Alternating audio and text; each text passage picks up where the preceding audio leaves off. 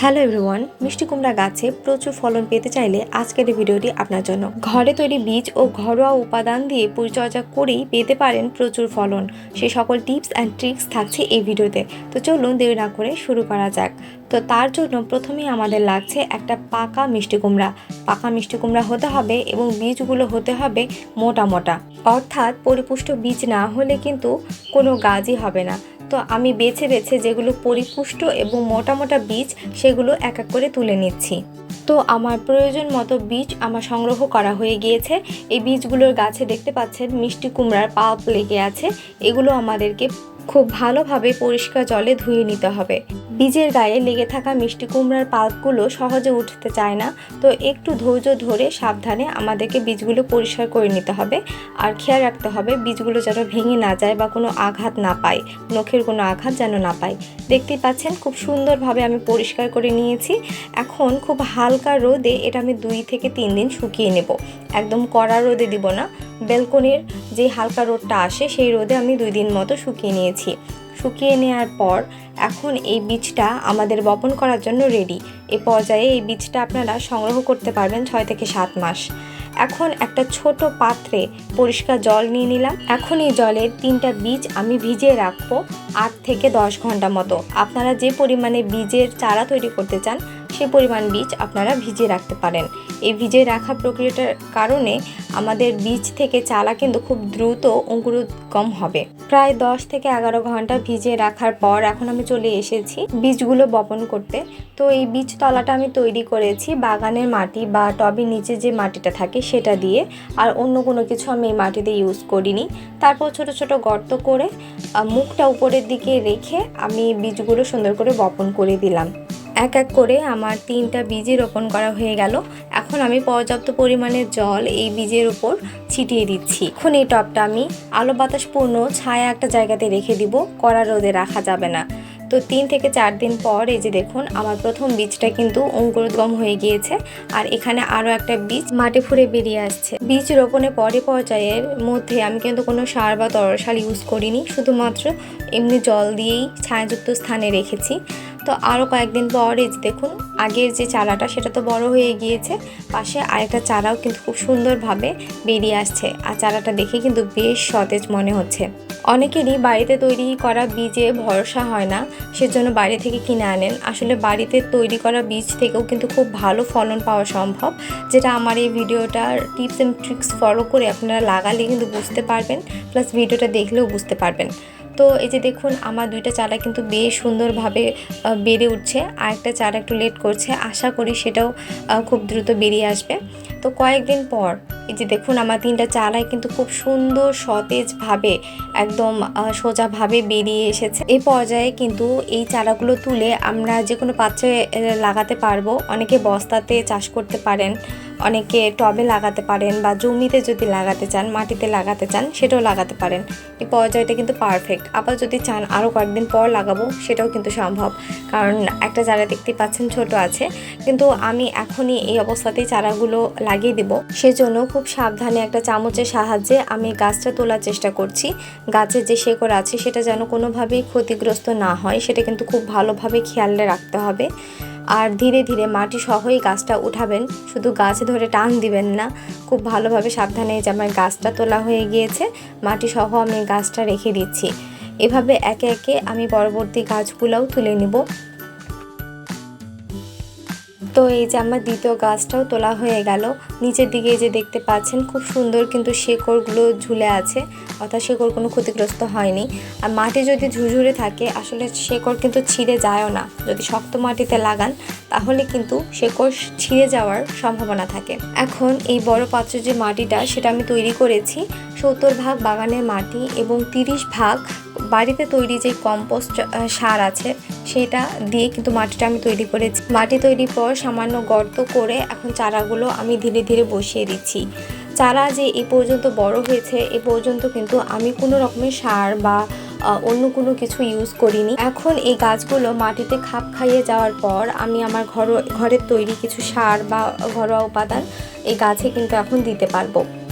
ভেবেছিলাম 3 নাম্বার যে এই ছোট চারাটা আছে এটা আরও 2 দিন রেখে তারপর কিছুদিন পর রোপণ করব। তো তারপর মনে হলো যে না, গাছের চারাটা বেশ সতেজ আছে, তো একদম একবারেই রোপণ করে দিই।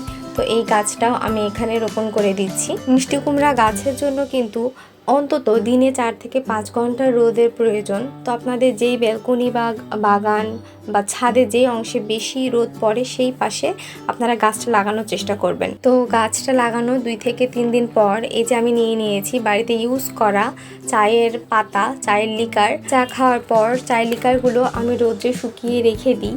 আর এটা হলো ছাই। এই ছাই আমাদের গাছকে কিন্তু যে কোনো ধরনের ছত্রাকের বা ব্যাকটেরিয়ার আক্রমণ থেকে গাছকে রক্ষা করে। তো কয়েকদিন পরে যে দেখতে পাচ্ছেন কি সুন্দর পাতাগুলো বড় হয়েছে, তার সাথে কিন্তু আরও অনেক বেশি পাতা এই গাছটা ছাড়ছে। অর্থাৎ গাছটা যে খুব সুন্দর এই মাটির সাথে খাপ খাইয়ে গেছে সেটা কিন্তু খুব ভালোভাবে বোঝা যাচ্ছে। তো গাছের একদম গোড়ায় না, একটু সাইড করে আমি এই গুঁড়াগুলো দিয়ে দিচ্ছি। চায়ের লিকারের গুঁড়া, তারপরে ছাই, এগুলো কিন্তু দিয়ে দিচ্ছি খুব সুন্দর করে। এই 2 উপাদান আপনারা কিন্তু যে কোনো গাছে ইউজ করতে পারবেন। চায়ের যে লিকার সেটা কিন্তু গাছকে সতেজ এবং গাছের পাতা সবুজ রাখতে খুব সাহায্য করে। যখন আপনারা যে কোনো গাছে চায়ের লিকার ইউজ করবেন, দেখবেন সেই গাছের যেই রং সেটা দেখে আপনার মনটা ভালো হয়ে যাবে। প্রায় 14-15 দিন পর এই যে আমার গাছের অবস্থা দেখুন, কি সুন্দর পাতাগুলো বড় বড় হয়েছে এবং পাতাগুলো কতটা সবুজ এবং সতেজ হয়ে আছে। মাঝখানে বেশ কিছুদিন আমি বাড়িতে ছিলাম না, তারপর 15 দিন পর বাড়িতে এসে দেখি গাছটা কি সুন্দর হয়েছে। আর গাছটা কিন্তু বেশ খানিকটা বড় হয়েছে। প্রায় 25 দিন পরের অবস্থা গাছের এটা। এখন কিন্তু গাছে একদম বেশ ছোট ছোট ফুলের কুঁড়িও চলে এসেছে। অর্থাৎ কিছুদিনের মধ্যে এই ফুলগুলো, অর্থাৎ পুরুষ ফুলগুলো ফুটবে। তো প্রথমে পুরুষ ফুল আসার পরেই সম্ভবত স্ত্রী ফুলের দেখা আমরা পাবো। তো এ পর্যায়ে আমি যেটা করেছি বেশি ফলনের জন্য সেটা হলো প্রুনিং। গাছের পাতা আপনারা গুনে দেখবেন 7, 8 বা 10, 12 পাতা যখন হয়ে যাবে তখন আপনারা কিন্তু গাছে প্রুনিং করে দিবেন। অর্থাৎ গাছের যে ডগাটা আছেন, আপনারা ভিডিওতে ভালোভাবে খেয়াল করলেই বিষয়টা বুঝতে পারবেন, এই ডগাগুলো কিন্তু কেটে দিতে হবে। আমার যে 3টা গাছ আমি লাগিয়েছিলাম সেই 3টা গাছের কিন্তু 7-8 পাতা করে হয়ে গিয়েছে। তো এই অবস্থায় আমি এই ডগাগুলো কেটে দিব। এতে করে যেটা হবে, এখান থেকে কিন্তু আরও নতুন ব্রাঞ্চ বের হবে। আর প্রত্যেকটা শাখায় তখন কিন্তু ভরে ভরে আপনারা স্ত্রী ফুল পাবেন। তো এই স্টেপটা কিন্তু মাস্ট। এটা যে কোনো গাছের ক্ষেত্রেই খাটে, আর এইসব লতানো গাছের ক্ষেত্রে এটা কিন্তু আরও অনেক বেশি খাটে। আপনারা যদি এই প্রুনিংটা না করেন তাহলে গাছটা কিন্তু শুধুমাত্র লম্বাতেই বেড়ে উঠবে, ফল কিন্তু আশানুরূপ পাবেন না। তো এই স্টেপটা কিন্তু মাস্ট। তো আমি এক এক করে দেখতেই পেলেন কিভাবে গাছটাকে প্রুনিং করে দিলাম। আর প্রুনিং করার পর আমি যে টবের মাটি আছে সেটা সামান্য নিয়ে সেই কাটা অংশটাতে লাগিয়ে দিই, যাতে এখানে কোনো ছত্রাকের আক্রমণ বা ব্যাকটেরিয়ার আক্রমণ না হয়। তো এই স্টেপটা ফলো করতে পারেন, না করলেও সমস্যা নাই। আমি প্রত্যেকটা কাটা অংশে যেই টবের মাটি সেটা আমি আস্তে করে লাগিয়ে দিচ্ছি। এখানে গাছের নিচে আমার একটা পাতা শুকিয়ে গিয়েছে, সেটা আমি তুলে ফেলে দিলাম। এরকম করে গাছের নিচে শুকনো পাতাগুলো তুলে ফেলে দিবেন, তাহলে কিন্তু ছত্রাকের আক্রমণ থেকে গাছ রক্ষা পাবে। আর এই যে মিশ্রণটা, এটা হচ্ছে কলার খোসা ভেজানো জল, যেটা আমার অনেক ভিডিওতে আপনারা দেখেছেন। আমি প্রায় প্রত্যেকটা ভিডিওতেই এটা ইউজ করে থাকি। 3 দিন আমি ভিজিয়ে রেখেছিলাম। আপনাদের যতটা জল প্রয়োজন ততটা জলে একটু বেশি করে কলার খোসাগুলো ভিজিয়ে রাখবেন, তারপরে সেই জলটা আপনারা গাছে ইউজ করতে পারবেন। এবারে আমি যেটা ইউজ করছি এটা হলো ডিমের খোসার গুঁড়ো।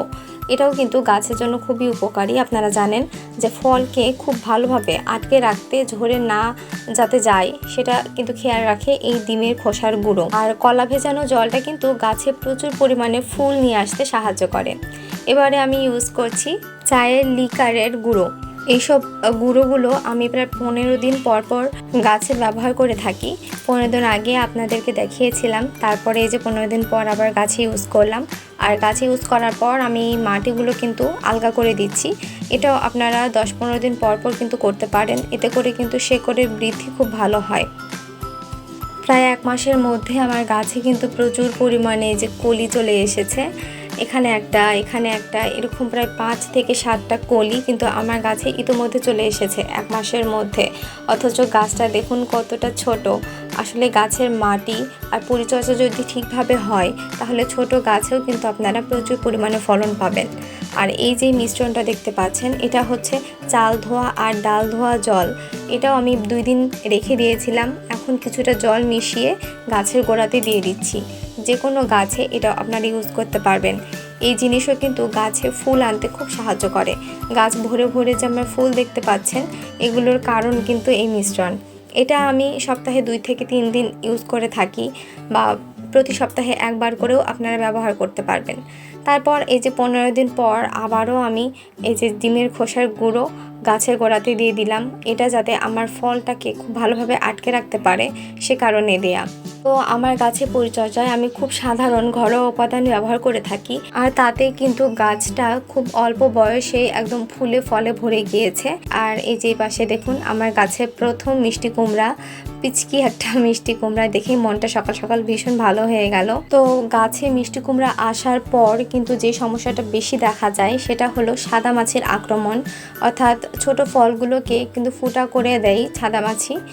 আর সেটা থেকে বাঁচার জন্য আপনারা যেটা করতে পারেন 1 লিটার জলে 1 চামচ ডিটারজেন্ট পাউডার আর 1 চামচ হলুদ গুঁড়ো মিশিয়ে সেটা কিন্তু নিয়মিত গাছে স্প্রে করতে পারেন। এটা কিন্তু গাছের জন্য ভীষণ ভালো। আর এই মিশ্রণটা গাছের ফলকে সাদামাছির আক্রমণ থেকে রক্ষা করে। বিনা খরচে একদম ঘরে থাকা উপাদানগুলো ব্যবহার করে খুব সহজেই আপনারা কিন্তু শখের বাগানে একটা মিষ্টি কুমড়ার গাছ লাগাতেই পারেন। আর তাতে কিন্তু প্রচুর ফুল এবং ফলও আসবে আমার এই টিপস অ্যান্ড ট্রিক্সগুলো ফলো করলে। তো ভিডিওটা কেমন লাগলো আমাকে কিন্তু জানাতে ভুলবেন না। আর আপনারা কে কে আগে এইভাবে এই পদ্ধতিগুলো ফলো করে গাছ লাগিয়েছেন আর ফল পেয়েছেন তারাও কিন্তু কমেন্ট করে জানাতে পারেন। তো সবাই ভালো থাকবেন, সুস্থ থাকবেন। দেখা হবে সামনে নতুন আরেকটি ভিডিওতে। ধন্যবাদ সবাইকে।